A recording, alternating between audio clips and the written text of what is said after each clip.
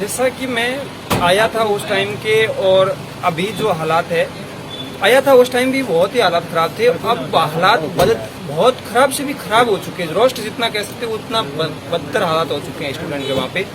और अभी जो हालात ये है कि वहाँ पे बिल्कुल बच्चों को न तो वहाँ पे कुछ ये है, पहले जो बोला गया इंडियन फ्लैग से बच्चे बच सकते हैं, अब वो भी ऐसा कुछ नहीं रहा है। अब वहाँ के सिविलियंस को भी हथियार दिए हुए हैं और सिविलियंस जो है कोई सिक्योर नहीं, बच्चे कोई सिक्योर नहीं है वहाँ पे।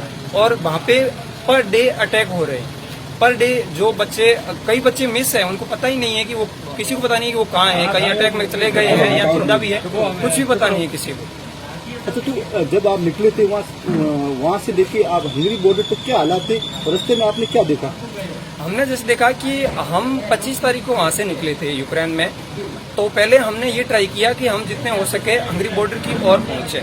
हमने वहाँ से खाना वाना सब पैक करके इतना अच्छा प्रबंध करके निकल गए थे वहाँ से। बीच में हमें एक टैक्सी मिली थी, जो बूढ़े इंसान थे उनको हमने, वहाँ पे क्या एक रूल कर रखा है 18 to 16 कोई बाहर नहीं जा सकता यूक्रेन से।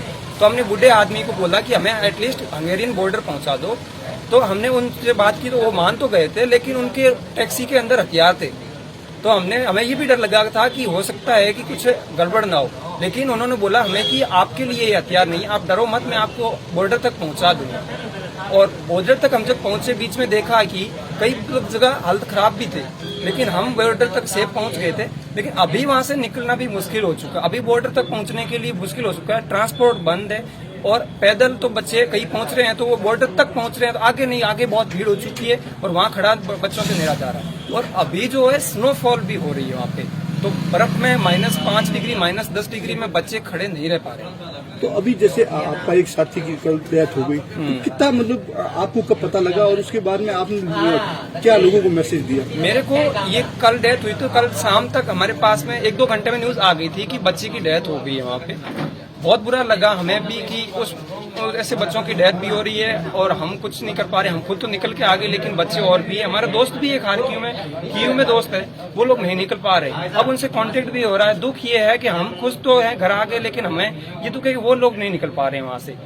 तो अब जैसे आप वहाँ पे हंगरी बॉर्डर पहुंचे थे, वो हंगरी बॉर्डर पे किस तरीके से हालात थे और हंगरी बॉर्डर वालों ने जो वहाँ के निवासी, उनकी कैसे आप हेल्प की थी आपकी? हंगरी बॉर्डर पे पहले जब हम पहुंचे थे उस टाइम सिर्फ रेफ्यूजीज निकल रहे थे, और अभी जो है स्टूडेंट भी इतने स्टूडेंट हो गए हैं कि वहाँ पे हंगेरियन जो सिक्योरिटी सिस्टम है या यूक्रेनियन जो सिक्योरिटी सिस्टम है वो खुद परेशान है। और वो जो फौजी है, आर्मी है वहाँ बॉर्डर की आर्मी, वो परेशान होके हवाई फायरिंग भी की 1-2 बार कि बच्चे थोड़ा शांत होके थोड़ी आराम से हो, लेकिन बच्चे इतने परेशान है कि वो शांत भी तो कैसे हो सकते हैं।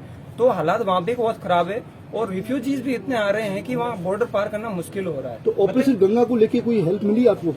ऑपरेशन गंगा को लेके हेल्प मिली है हमें, जो हमें बुदापेस्ट हंगरी से कीव जो इंडिया का एयरपोर्ट है वहां तक लाने के लिए फ्लाइट है जो अवेलेबल कई, वो ऑपरेशन गंगा से ही करवाई थी, जो फ्री ऑफ कॉस्ट थी, जिसका कोई कॉस्ट नहीं था।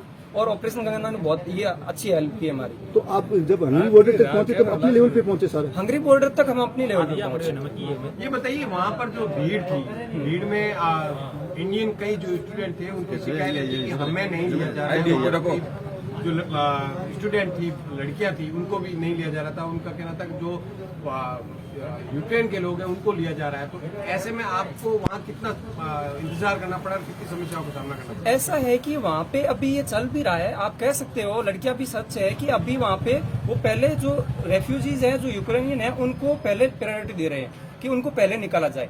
लेकिन वहाँ पे जो यूक्रेन साइड है उस साइड में ये हो रहा है। हंगेरी जो साइड है, हंगेरियन गवर्नमेंट बहुत हेल्प कर रही है। Hungarian government Indian passport holder वहाँ जाते ही आधा घंटा या घंटे में उनका परमिशन दे देती है कि आप हंगेरी में आ सकते हो।